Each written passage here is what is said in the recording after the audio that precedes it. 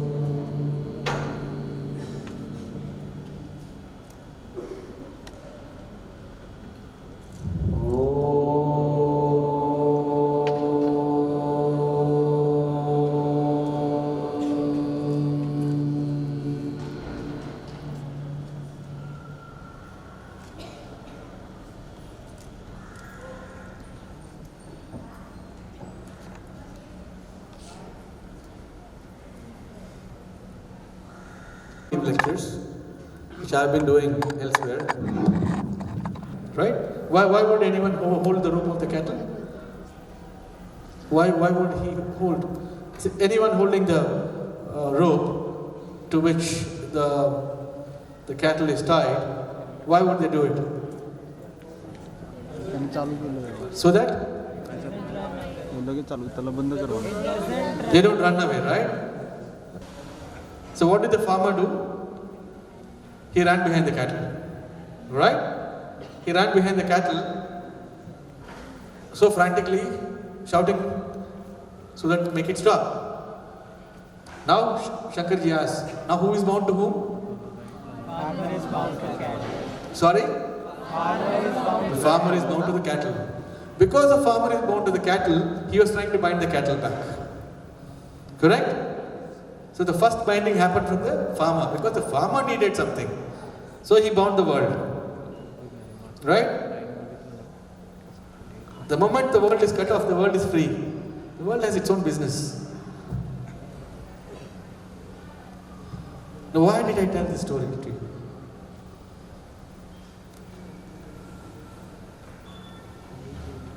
See, the question that comes here is, when we are having the right binding. See, here the farmer was bound to the cow. That was only an example that I was trying to tell you.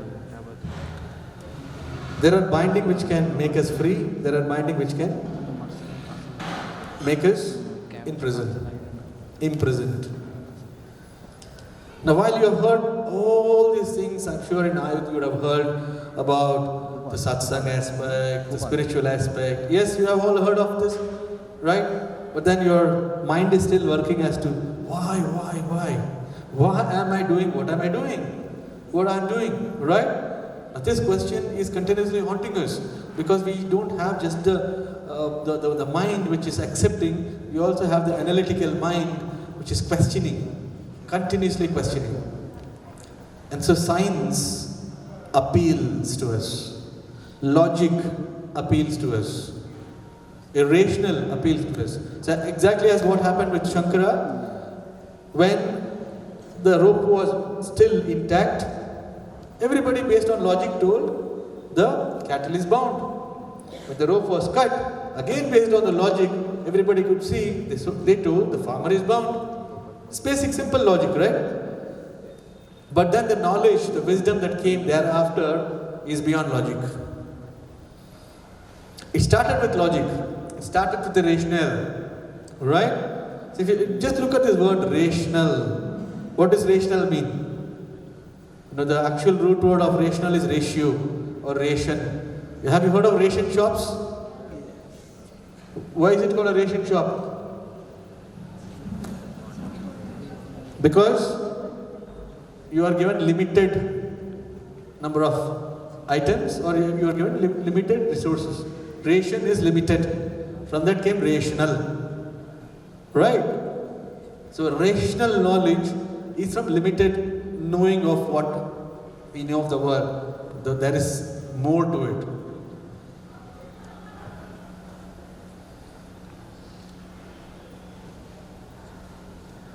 Now all this that we are receiving from the world. You all had the breakfast today morning?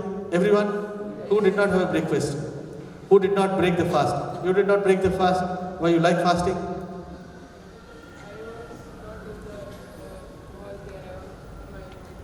Oh, so you did not even see the food, that's why you didn't eat. Right? So, no, I'm just, don't take it other ways, I'm just telling you. Right? So everybody had a chance to break the fast. Right? Fast is to not eat is fast. Right? Now, fast also comes from another word, fasten. You know what is fasten? What is fasten? To tie, to bind. Right? Now, to fast is to tie something. What thing? It is our senses. How many senses are there with us? How many? I want to see. The front rows are responding, but the behind rows. I want a more interactive session. 5 senses? No, somebody told 6 also, I heard it. 5 senses, okay?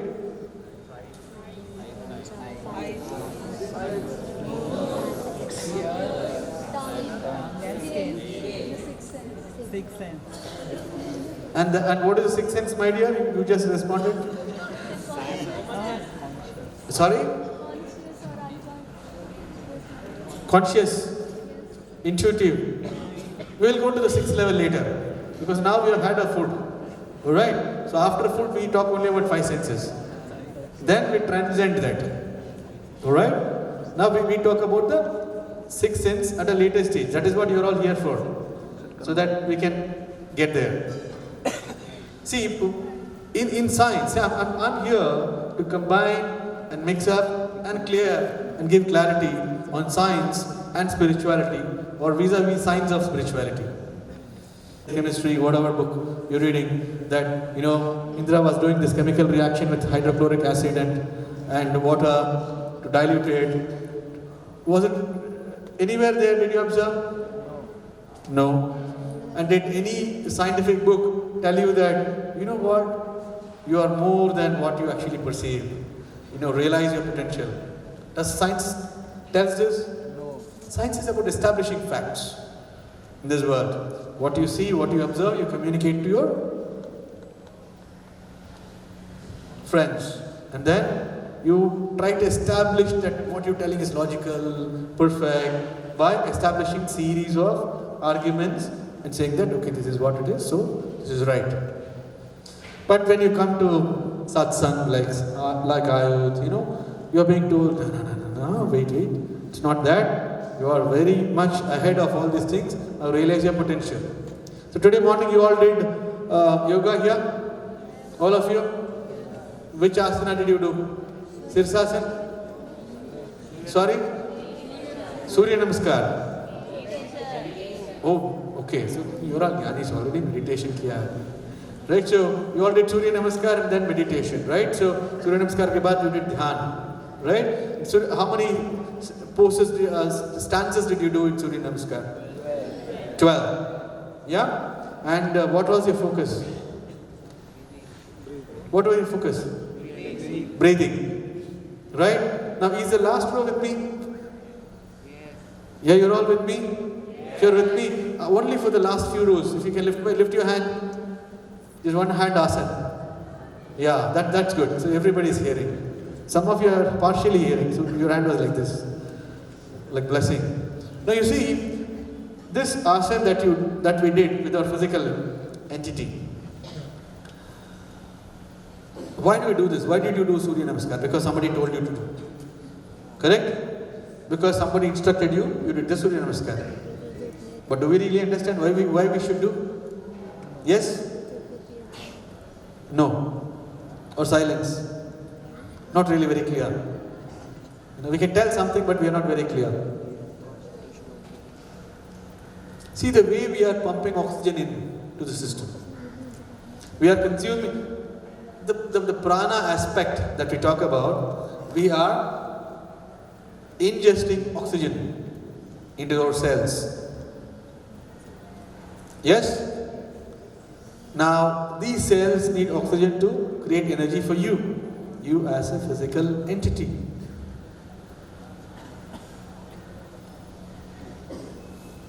If you just sit, the oxygen does not reach every space of your existence.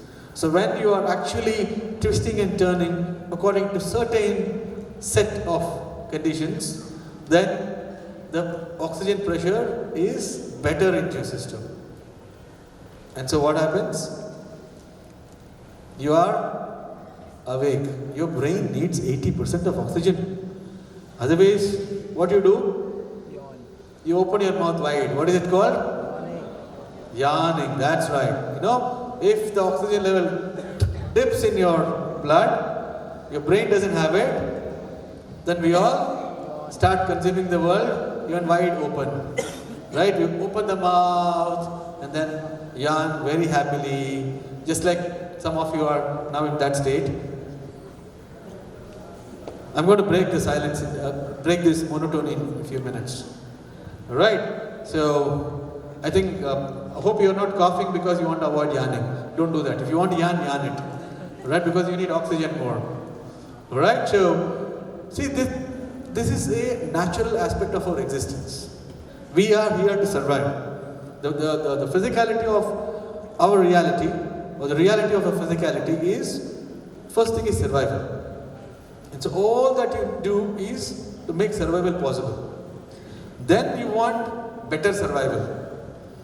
And so you did Surya Namaskar for a better survival. And then what did you do after Surya Namaskar? You sat and slept. Sorry? What did we do? Sat and?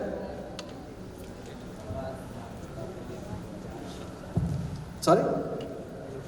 I think you should be louder at least. Amrita meditation, yes, yes. Okay. So yesterday's impact was still today, great. Okay. Yes. Okay.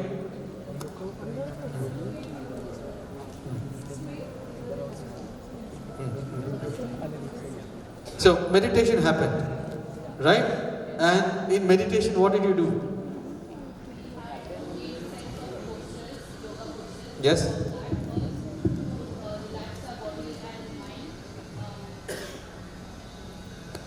Thank you, Shashwat. We had 8 sets of postures which we had to perform first before the meditation, because directly if we sit for meditation then we cannot concentrate. Yeah, I'm particularly focused on meditation. Okay. Yeah? So you went for meditation and did what? We had some instructions to follow for Yes. the meditation. Yes. First we started with chanting of Amritanandmayi's shlokas, peace shloka, and then 8 minutes, 5 minutes, 2 minutes, 55 seconds. We had time out sessions. Then we had some inhaling and exhaling. We had to typically focus on that, on deep breathing and all that. And at last, after each of posture, we sat and we felt the changes going on. We felt the emotions and feelings and whatever. Okay, whatever. Yeah, that's fine. Etc. End of thinking capacity, ETC. Right? Okay. Sit down. Thank you. Thank you. You give her applause for her.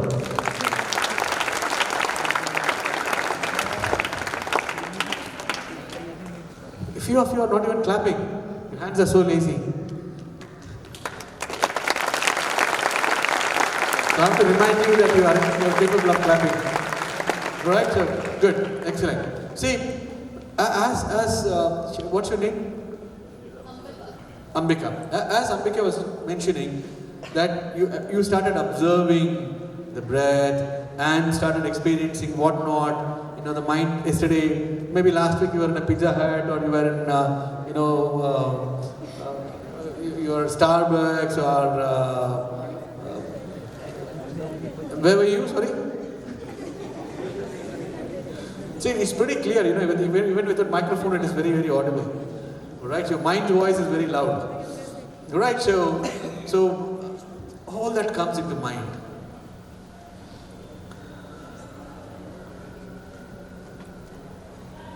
See, one of a wise person goes to a kingdom, and he's invited by the king to have a lunch together with the king. Now, because this wise person was highly glorified one, the king naturally, because of the wealth that he possessed, was showcasing the strength of this wealth. Everything, every dish or every utensil was made out of pure silver, and it was being served. Post the lunch, the wise one, the elevated, the enlightened one, took one of the silver tumblers, put it in his bag and left. Alright? And he went away.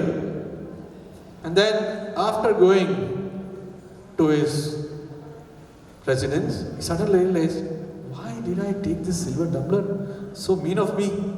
I just took it and came off. What attracted me to take this?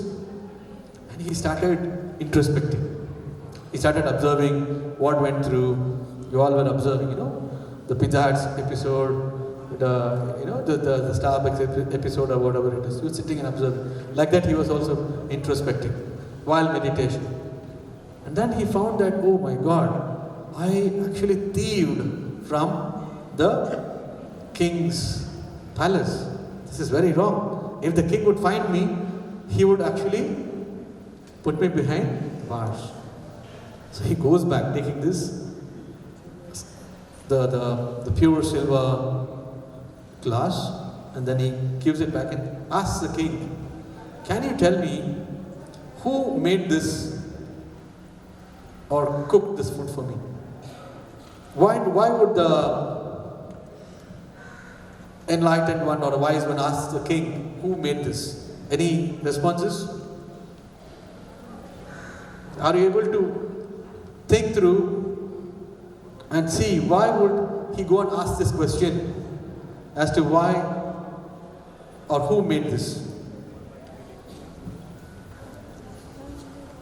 Because the food you eat affects your emotions. So Where is the proof?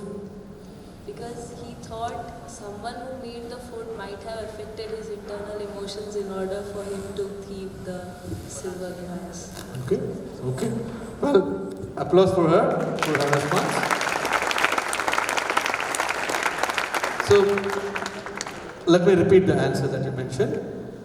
The answer was the food somebody had made had some amount of what they were thinking in the mind. Very close to what we wanted to say. Now the king goes to the chef in the kitchen and finds out who actually made it. On that particular day, the chef of the palace was absent because he had some other duty. Now, he was on sick leave. So he did not have viral fever. We don't know what he had, but he was on sick leave. So that day, a person who was claiming that he would be able to cook was hired on an ad hoc basis for that day. And this person comes and makes it. And if you look at what the profession of that ad hoc chef was, he was a routine thief. So he was the one who cooked the food which was served to this wise one, and the wise one consumed it and even acted as per the order that was passed from the chef. Yes, so the chef decided what the wise one would do. It came through. And we just heard from your friend. I didn't get your name, sorry. Tanmay. Alright. So as just Tanmay was mentioning, that the thoughts went through. And I'm just going to look into the science of it. Right? How it happened. We all know we are being told. We are being told that this is what happens. So we accept. Do we know why it happens? Have you all heard of something called superconductors? Yes. Superconductors? Yeah, in the materials which have less resistance. You know, what is that which conducts current here? What conducts current? The wires, what are they made of? Copper, right? And is it the least resistant material? Silver is the resistant, you sure? Because you like silver? Why not gold? Sorry? Noble metal. It's noble. Somebody has given it a Nobel Prize, or is it noble because of the virtue of its existence? We'll come to that. These are very important points. Why do you call that noble material? Right? Now, gold does conduct electricity much better, least resistance. Right? Even lesser resistance or no resistance is superconducting materials. Now, why am I comparing that? See, when we want to, let's say, do a work, we are in college and we are working, we are in school, we want to perform a work, we plan everything nicely, and then go and do nothing about what we have planned, right? And we will not reach what we actually wanted to reach, and then come and sit at home or anywhere else, and then think that, itna sa plan kiya, I did everything to achieve that, but I'm not achieving it. Marks not coming, sports just not happening, and communication full of fear. All this is resistance. Resistance where? Resistance in the mind, right? There's a lot of resistance for an action to happen. Now, in this case, we have not come out of the palace. We're still in the palace. This person who was the enlightened one, he took something and found that somebody had transferred the vibration of the food. Now this thief, or mental thief, let's say, not to blame him, he was also thinking about what all I can take from the palace when he was cooking. Right? When he was thinking about what all he can take, naturally the action came out through the sage saying that, okay, I can take this glass and cook. See, we are all conductors. Let us understand this. We have electricity moving through our physical body from top to bottom, without which we cannot feel. If an ant sits on you, you know that ant is sitting somewhere. If a mosquito bites you on the leg, you don't scratch your head. Do you? We don't do that. We exactly know where the mosquito actually sat and pricked us. How? It is an absolute positioning system based on electrical charges. Yeah, it's about the ionic transfer, the sodium, potassium, So these are all ionic aspects. So we know it. Now when a thought happens, you all know what a magnet is about? What does a magnet do? Magnet attracts, right? How it attracts? It goes and tells me, hey, come close to me. Goes and scratches iron and tells, come on, let's go. Sorry? Unlike and like. Yeah, that's about poles, right? Whichever pole you keep, it attracts iron piece, right? It doesn't say I am North Pole, I will not attract iron. It doesn't tell that, right? So whether North Pole or South Pole, it attracts. But how does it attract? What is it? It generates a field. It generates a field around it, right? And anything in the field gets pulled through. Now we also generate the field. We go to the class and we go to the work. I don't like this person. I like this person. And then we say that मेरा frequency match हो रहा है, उसका frequency नहीं match हो रहा है. We do that? Yes? And we form teams. gangs, you know, it's like, okay, come, we are all peacocks, we are all same feathers.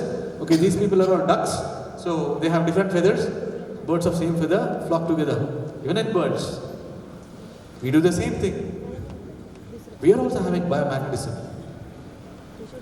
Now, this all affects how we function eventually. When your mind is aligned, now you would have heard this phrase called Trikarna Shuddhi, you know, the mind, the thought, word, and deed, coordination. That coordination doesn't happen without resistance. Now that you're all suffocated of oxygen, I can very clearly see, yeah, because you are trying to consume more air and not giving it to your neighbors. Yeah, so what I'll do, I'll again ask you to go through a process now. Let us sit straight. Let us sit straight. I'm sure you know this yoga, expression. You all know what Bhramari is? Yes? How do you do? So, close your eyes. Maybe with your thumb you can close your... Yes, so I'm just telling a very basic aspect. Sit down. Let's hum for five times. Count for yourself for 5 times and close it and then hum. And everyone, inclusive of everyone who was yawning, coughing, everyone. Alright? Sit straight and you may start now, please. 5 times.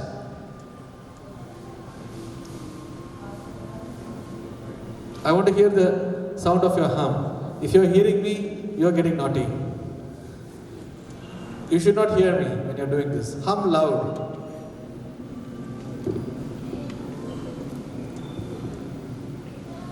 I want everyone, the one with the cap and one without the cap.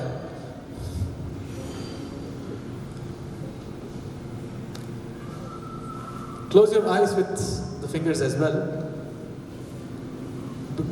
Because your eyes is also getting naughty. It's opening itself.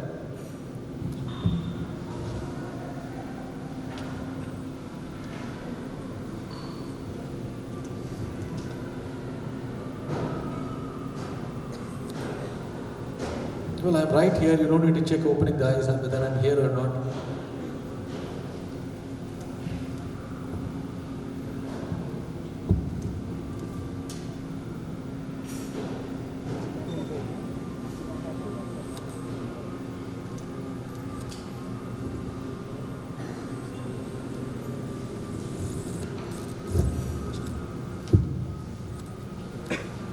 Is somebody keeping a watch on my time? Now I'm going to change the gear. I'm going to change the gear to a different way of we interacting, right? I'm going to ask you, what do you want to hear? There's so much to talk, so much to discuss. And you see, I'm at the university, I give lectures, and the longest lecture I gave for 3 hours. You don't want, the moment you hear this, I know you will be fall down, fainting, right? So 3 hours, even for me sitting there, you say, it's a very pleasing torture. Alright? 45 minutes is a span of a human mind. And after food, it reduces to half. Alright? So I very much acknowledge and appreciate that. Now you tell me what we can talk on. I want the last 10 minutes to be a question session, kind of an interaction. Right? But at this point. Leadership. Sorry? Leadership. Who is that? Leadership. Scientific facts behind spiritual. Scientific facts behind spiritual, okay? So let's say that's team A, team B. Leadership, scientific aspects of spiritual things. No? You don't want to hear anything, that means. You just want to meditate. Are you still in I am? Or you're still in I am? No, not yet. You should be there also. What is it? Sanatan Dharma. Who is that? Who is the owner of that voice? I'm trying to understand. Acha, you are very mild. Like Sanatana Dharma in deep. Sanatan Dharma in deep. Yeah. Okay, that's interesting phrase, right? You're telling something. Mind, sixth sense. Yeah, somebody's behind sixth sense quite a bit. Well, okay. So should we start deliberating on, so let's say, leadership, and that's scientific aspects of spiritual, right? So let me break down a few points on this. You see, because as always, I do keep something backed up so that I can talk to you. But then when I come here, when I take the stage, I understand that what I prepare may be completely boring and not really palatable for you. So let's start having something which mutually we can interact on, alright? So leadership is one good aspect which as youth you all should be doing. But let us understand how leadership can be complemented by the scientific understanding of the spiritual things and knowing the in-depth aspects of Sanatana Dharma. Alright? How this can help us become a leader. Would that be good? Yes? Okay. Look, there is a lamp lit here in front of Amma. Why is it lit there? Why do you want to light lamp and 1, 2, 3, 4, 5 wicks? Have you asked this question? Have you any time asked this question? No.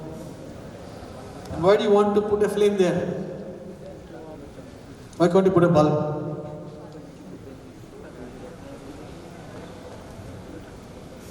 We should ask these questions. We should ask these questions. If we don't ask these questions, it will be very, very burdensome for us. And then to explain if in the next generation somebody asks you. Alright, so you should ask this question. See, I'll tell you my little experience, how naive I was. I was, very concerned about doing all these things.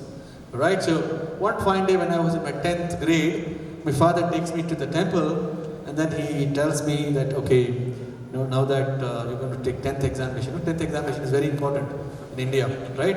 If you don't pass 10th, you are finished. The whole life, you will not see even 10 moons after that. They'll close you, right? So it's like that.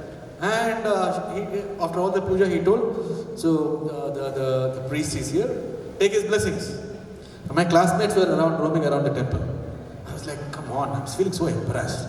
Don't embarrass me so much. No, I'm fine.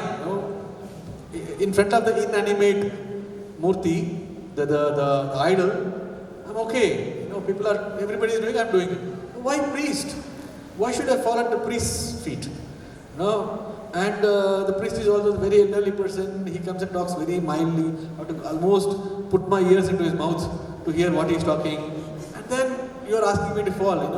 Don't do this in public. At home it's fine. You tell me fall at parents' feet, I'm okay. But this is a little too much for a 10th grader. My identity is getting questioned. Because I do it here in the class, everybody will come and say, mock at me. And my own classmates are roaming inside there. Do we have this identity phobia? We all have? Yes? Let us accept it. We all have this identity phobia. That is natural. Because we are just trying to establish our identity. And so we get into this absolute phobia and the fear that my identity will be messed up. Not just questioned, it will be messed up. My status will become absolutely crushed. So that was happening to me. Very natural. So my father was like, so if you look at your parents' face, you know how to read their face. You have read your face since your birth. Alright? So you basically look at the face and you know whether they are angry, whether they are communicating what they are communicating. They don't need to spell a word after that. You just straight away can know, because you have decoded them more than what they have decoded themselves. Yes? Right, so I was looking at my father's face and I knew that he's like, damn you, if you don't do it, you come home, I'll make sure what I give you. Right? I was like, oh God, I'm caught between both. So I very disinterestedly fell at this elderly gentleman's feet. And he also told a few mantras and he took some akshara and then he told something. And then I tried to hear what he was telling, whether he was really blessing me or he was telling something else. All the naughty thoughts come in your mind. And when you are in that age, I'm telling you, till 18, till 20, you'll have this problem. Right? So let us be prepared for it. And similar things was happening.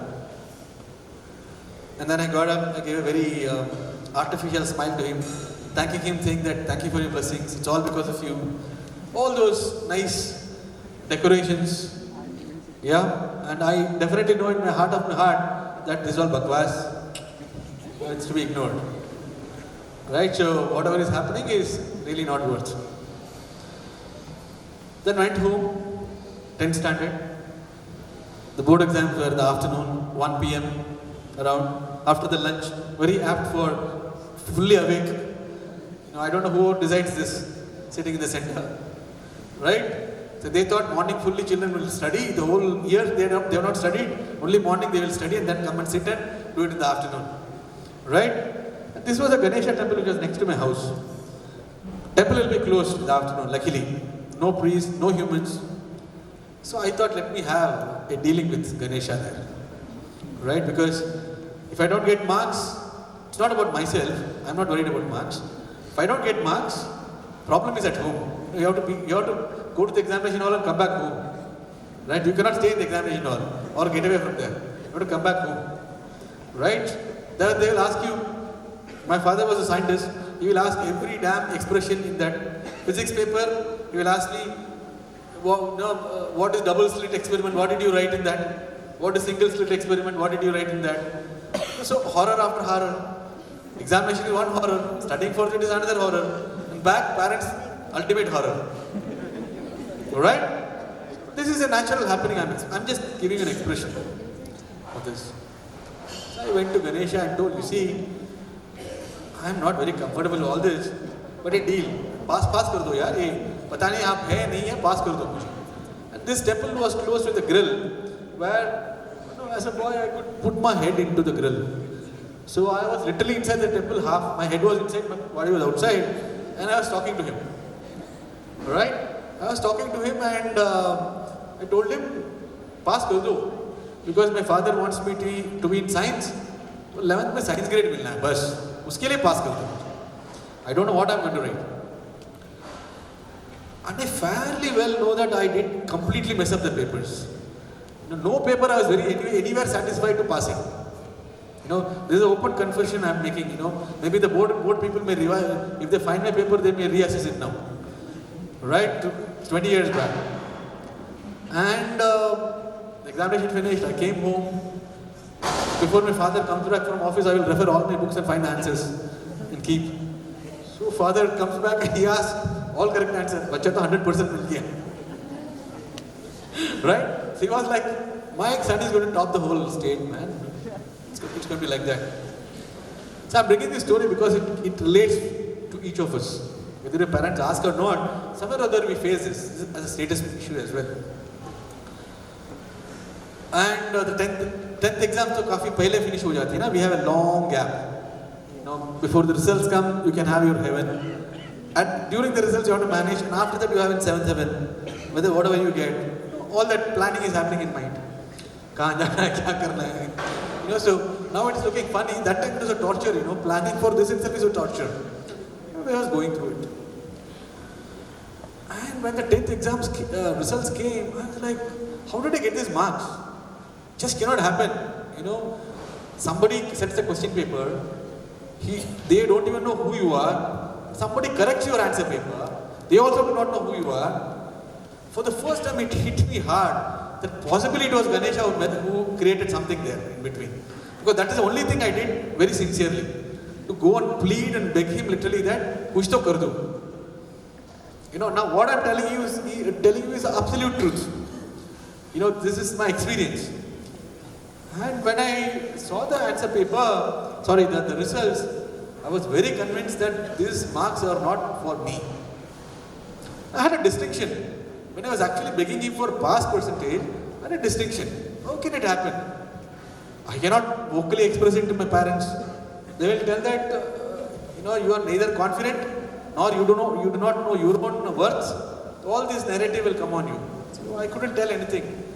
Every day I was brooding on this. Post the results, I was planning something else. And I used to be very fond of chess playing and my friends, and we used to be roaming out. All these things were a part of the whole game. But the background, something was happening. How did this happen?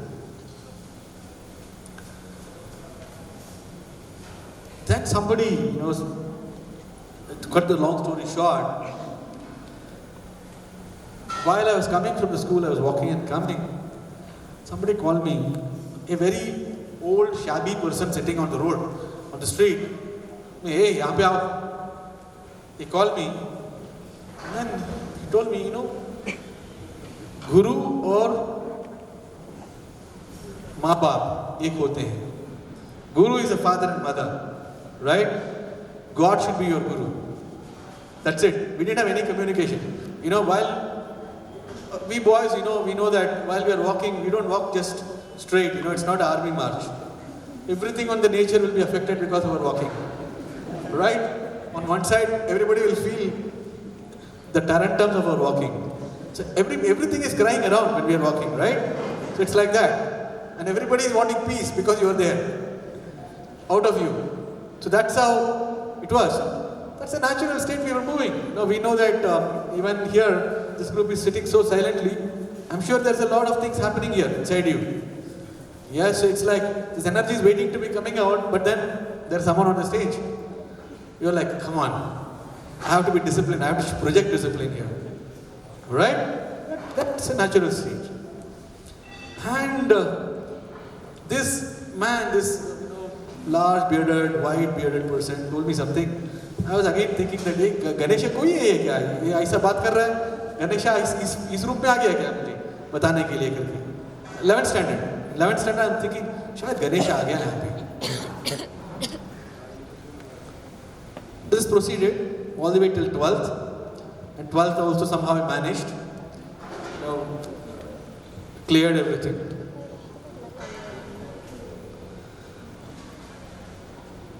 When I'm cutting again a long story short, when I went outside India, somebody from outside asked, are you Hindu? So, yes, that's what I'm being told, that I'm a Hindu. But why do you have so many gods? Can you prove God exists? Now this person was none other than my own supervisor in Cambridge, under whom I was doing research. Every day he will come at 6 o'clock. We Indians work very hard towards nothing. Right? We are working hard in the lab. We are sitting and I was doing all my very sincere work in studying things and then putting things into some research work and programming and all those things. 6 o'clock के बाद ये आ जाते हैं supervisor, मेरे professor आ जाते हैं, door खटखटा के lab में आके, अनंत come let's go to Pizza Hut. That time Pizza Hut, right? So I try to escape between 6 and 6:45 because that is when he gets hungry. So I try to go out of the lab and come back at 7. But every time I get caught, only one discussion will happen. You prove to me God exists. I was like, how do I prove to you God exists? I have never seen him. And you also do not have the capability to see. Now what do I tell him? And as a good, nice, disciplined Indian, you always project your niceness. You keep your bad things to yourself. Right? You want the projected image to be the best, not your real image. Right? So you are trying to project that you are the goody-goody person. The teacher is telling this, so you have to go with it. That is when I started questioning, why are we doing what we do? See, it started with the lamp. Don't blame me. Right? It started with the lamp. I asked you this question, why are we lighting the lamp? See, everything in Sanatana Dharma is about symbolism. Have you all used GPS? Yes? What does the GPS do? Take you to the place? Put you there? What does it do? It gives you the direction. When you are at the crossroad, when we are at the junction where so many roads, the divergent roads are there, or when you are in the ocean, you need a compass. Right? What does Sanatana Dharma do? It shows you the compass. It makes you read the compass. And then it tells you, travel that direction. You will reach what you need to reach. What do you need to reach? That's the next question. Where do you need to reach? Why do you need to reach? Right? Here you have lit the lamp. Why have you lit the lamp? This stems from the old tradition wherein, the sanctum sanctorum of temples. The temples used to be kept dark, symbolizing the darkness of our ignorance. Because in ignorance we are not able to see what is correct. Clarity is not there. For a leader, clarity is important. To make a decision, if you do not know everything in precise manner, you cannot spell out a decision. Your decision will be wrong. Right? So, this flame was lit inside the temple so that light gives clarity. If it is darkness and if chairs are around, will you be able to walk between these chairs? What will happen? You will hit the chair and chair will break. Right? You will also get hurt. That's what happens in life too. When you are not clear, when your intellect is not clear, you are not able to navigate through life in a way you should navigate. So this is about symbolism. The sanctum sanctorum which was kept dark was ignorance, which the mind is occupied with. And so you light the lamp, and what do you see inside after lighting the lamp? What do you see inside? You see the Lord. So we are now putting focus lights and then lighting the lamp. Focus light has already shown you what it is. That is not how it came about. The sanctum sanctorum was kept hardly visible. Hardly visible. That is how in Sanatana Dharma the whole aspect came out. It is kept hardly visible so that you cannot see the Murti inside, the deity inside. The Lord is not visible. And then you light the lamp, and then the picture of the Lord gets visible. And then what do? The moment you see the Lord, you do Namaskar. Right? And why do you do Namaskar? What does Namaskar mean? What is it? Namaskar comes from the word na mama. Right? Not me. The moment I see the Lord, I bend forward and say that it's not me, it's only you. You are running the show. Right? I'm not running the show. So you submit your ego. Right? The moment you submit your ego, the leader is born. The leader is not born till you submit the ego. And what is ego? See, questions after questions. I'm going in a very, very logical manner. What is ego? People have told you have ego. Okay, I have ego. What is it? Sorry? Attitude. Well, attitude is a consequence of ego. What is ego? Yes. I am something. Anupam. Alright. I am something. Sit down. What thing? What thing am I? What is the thing? What is the thing? I am something. What is the thing? Consequence. You are telling consequence. Pride is a consequence of ego. But what is ego? What is the actual Sanskrit translation of ego?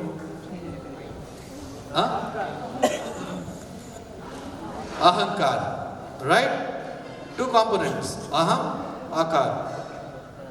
Aham is the I, feeling. Akar is the form. So I am the form, which is the physical entity. I am the form is a condition that is existing in my mind. That's also a form, right? That is why it's called information. Right? A form which has been created in you. And when you come out of that, transcending the formation is transformation. Right? Now what is ego? Ego is about I am something. Now what thing? Thing with attributes. Thing that has characteristics defined by five senses. With the five senses, if you are able to define the attributes, the character of something, and then I think that is me, That is ego. Because of that, we start showing authority. We start showing arrogance. We have ignorance. We have attitude. We have pride. All this is because we think I am this body, then I compare the various bodies. We compare characters. We associate with characters. And there is a problem. A leader is destroyed there. A leader is not born there. Now, here comes the crux of spirituality. When you destroy the ego, who is born? The spirit is born. The spirit which is lying dormant inside, waiting to express itself, is not finding expression because you are conditioning it with identity. Right? The I is, see, when I'm saying that, let's say I'm a science student, okay? So, I'm a science student. The moment it gets fixed here that I'm a science student, no commerce will come into my mind. Right? Biology, just nothing to do with me.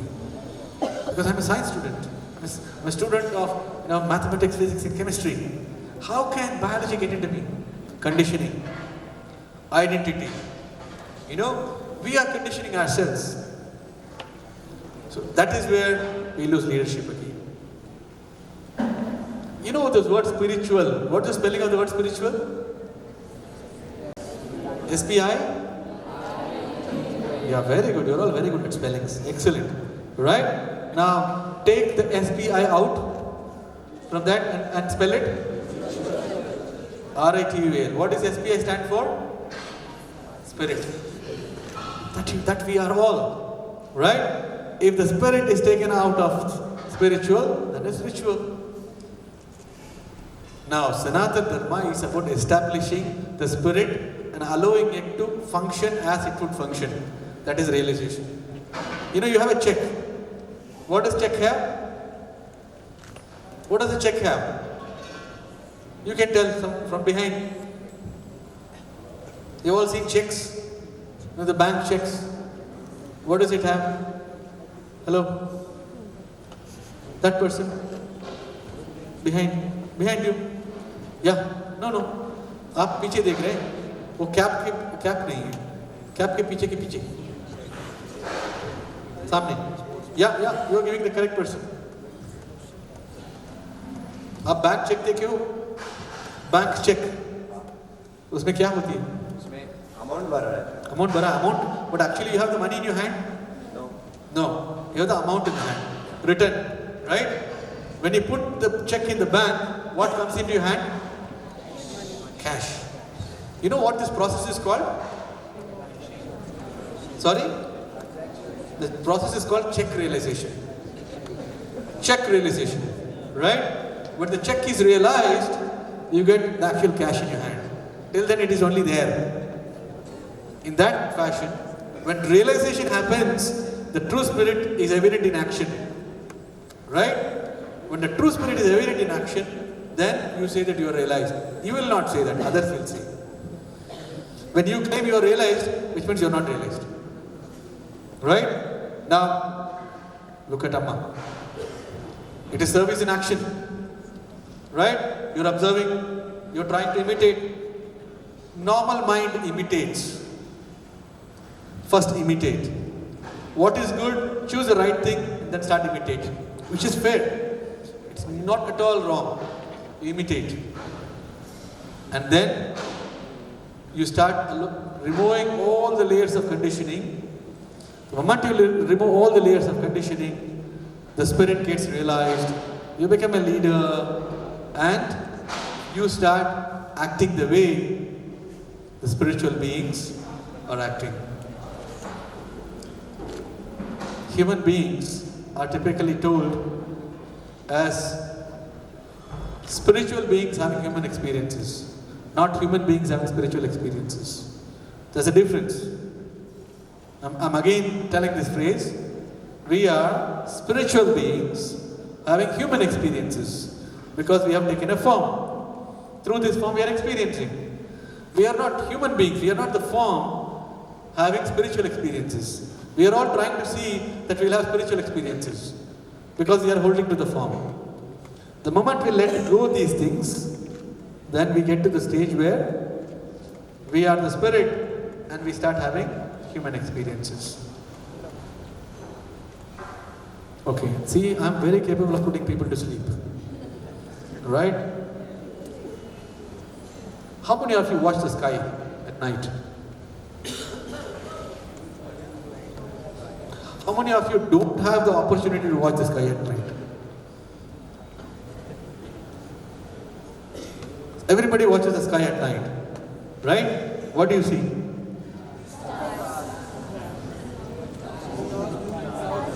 You tell me the time, huh?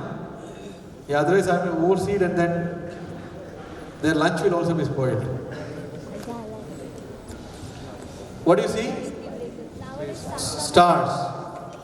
Is that all you see? Stars alone not there. Not visible. बोल रहा है stars भी नहीं, जो कोई चुरा के ले गया.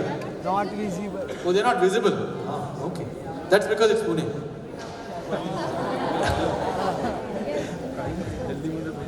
Moving clouds. Oh, who is that moving cloud? Sorry. Okay. Moving clouds. Do you see all that at night with your naked eye? That's great. You see constellations and Milky Way there. You can see that from typical places. Yeah, that's right. Yes sir. Now I'm just asking, a normal सीधा साधा आदमी road में चलता है, आप जो घर में जाते हैं टेरेस में जाके देखते हैं ऊपर, क्या देखते हैं आप? स्टार देखने के लिए तो प्रयत्न चलती है. कभी कभी वो क्लाउड्स मूव नहीं हो रहा है, क्लाउड्स मूव हो गया तो बेहतर है, मूव भी नहीं होता है, वो वहीं पे पड़ा रहता है ना? But let us accept there are stars in the sky. Please sit. Let us accept there are stars in the sky, right? What is between the stars? Do you observe that? Sorry, what is that? Darkness. Darkness. Oh. Okay. What is there between the stars? Pune is there in between the stars? Sorry? Who took Pune from Earth and took it to the stars?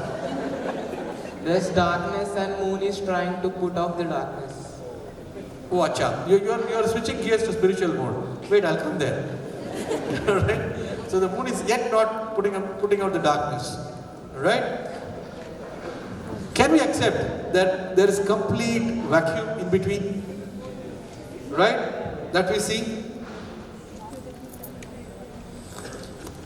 Between the sun and the planets, what is present? What is present? Some of them are searching for what is present. Google कर रहे हैं क्या आप लोग? Google will not tell you all this. Space, right? In our scriptures, it's called the Akasha, right? Space. Very good. What is present in space? What is present? Is there anything present? Let me tell you a little more information. Again, this is a NASA finding.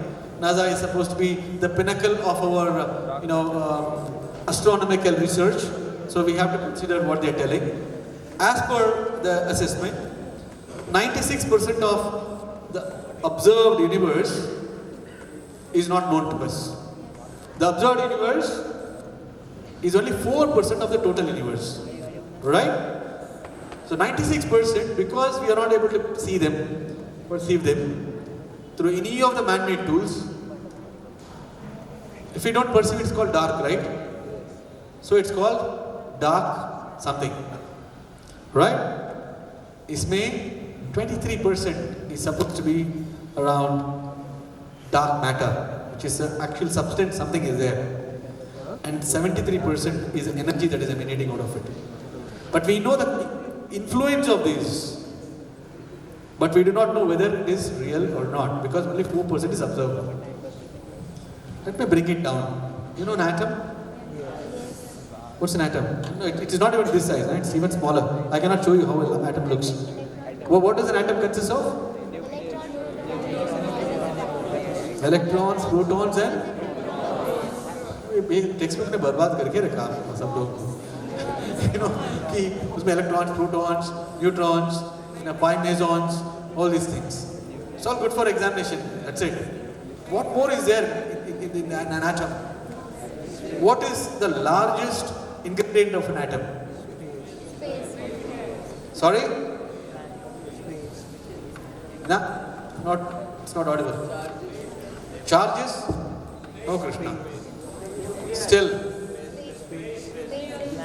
Nucleus? Space. What's the percentage of space in an atom?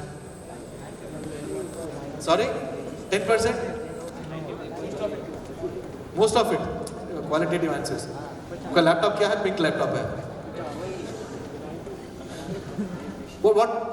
What is the percentage? It's 99.99% of an atom is empty.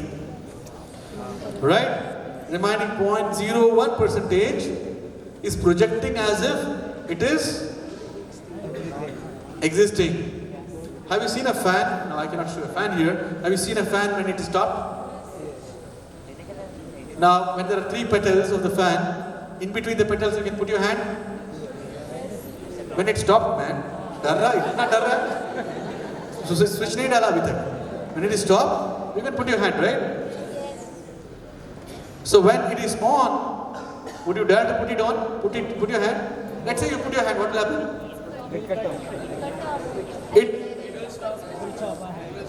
It will stop. मेरे पास तो let's say 1300 HP का motor है. अभी बोलो.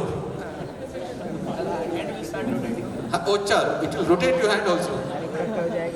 It will either chop your hand off or it will reject your hand, right? And that space is completely occupied. It is as good as it is being opaque. Why am I telling this? Let's take protons, let's take neutrons, let's take electrons. Energy manipulating the emptiness. Because of that, we are not able to penetrate that space. Just like the fan theory. This simplified version, what I'm telling you, is called the string theory, which is very well, discussed. A string, a piece of string, energy, manipulating space, so that it projects opaqueness. Alright? Now this is a very deep insight of science which mankind has ever found now. Right? Now why am I telling this? It is not away from us. What are we all made of? Don't tell me food. No. Basically we are made of atoms. An atom is 99.99% empty space. Now what are we made of? Who is occupying that space? Who is occupying that space? If everything is just a projection, in the visible spectrum, the light is getting reflected and we are being projected opaque. Right? But otherwise, can X-rays pass through us? Can X-rays pass through us? Yes? Where is it passing through? It's passing through the space. The radiation is passing through the space. 1-2 minutes, how much do I have? Time is over. I'm over time already. If you look at the atom, and if you look at the universe, the solar system, the sun at the center, planets around. Nucleus at the center, electrons around. You see a similarity. And there is space. In that space is where oneness is established. In that space is where human communications that we only are capable of making, not any other device, is established. We went from scientific insights of spirituality to Sanatana Dharma to leadership. When we establish in that space where the vibrations don't have an impact on the mind, which is made possible through mantra or any other sadhana, then you reach a state of mental equipoise and disposition where you become a leader. Right? And Ayodhyans are supposed to be stopping that yudh that is happening inside us, the mental yudh that is happening inside us, through the process of practice, which makes it perfect. The spirit gets unleashed and it realizes. That's what we are supposed to do. That yudh has to stop. That's why it's called yudh. Right? Not the yudh. That has to stop. and then the spirit has to express. Then is born the leader, right? With that, let me stop here. Can you give me 1 minute? I just want to ask them if they have any questions. And after that, we will be completely passing. Yes, please, microphone here. It was 1 hour of torture, I know. Why do we apply that red tika in the middle of our body? Okay. Now, it's a very simple question. There's a very elaborate answer. Very simple answer would be to activate the Agni Chakra. Right? We have energies. The energy is going. You have seen the doctor symbol? Doctor symbol? A snake like this? Right? So, the left and the right energy is crisscross. And the points of crossing are the chakras. And one of that is here. And if you activate this, then the sixth sense comes into play. Right? Remote sensing happens. Right? You don't need to physically hear, perceive, you can know. The awareness gets to a different level. That's why. Right? Any questions? Thank you for asking the question. Sir, is it really sixth sense working or it's kind of we say ना कि अगर कुछ चीज़ हो गया तो चलो तुक्का लग गया, sixth sense काम आया, but sometimes it doesn't work. So how we can scientifically establish कि yes there is a sixth sense and 100% it is work? Because I can't. So you're asking for a flawless device, right? You're asking for a mobile phone which functions always, right? So if I can tell you if your mobile phone has to function always, you have to keep it overhauled, right? You have to clean all the debris inside, and everything should be perfectly maintained. So this has to be done the same way. This is a device. Now we think we are this, but we are using an instrument that's called the body. This has to be overhauled every time. Then your sixth sense will always prevail. We all know, right? Any other questions? This side? No?